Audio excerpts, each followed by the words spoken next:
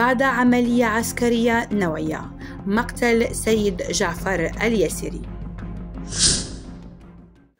داهمت قوة أمنية خاصة فجر اليوم بإشراف مباشر من قائد عمليات ميسان الفريق الركن محمد جاسم الزبيدي والقوات الخاصة في الخمس المدعو السيد جعفر اليسري، وقامت بقتله رفقة ابنه وأخيه بمحافظة العمارة.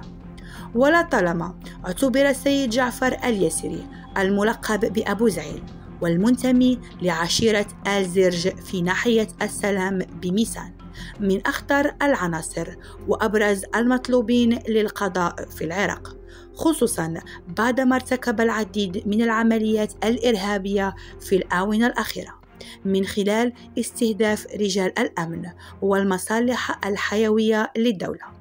ولعل أبرز عمليته مهاجمة قوة أمنية فيما اصطلح عليه بعملية نهر العز، والتي أسفرت عن مقتل عدد من الأمنيين الأبرياء.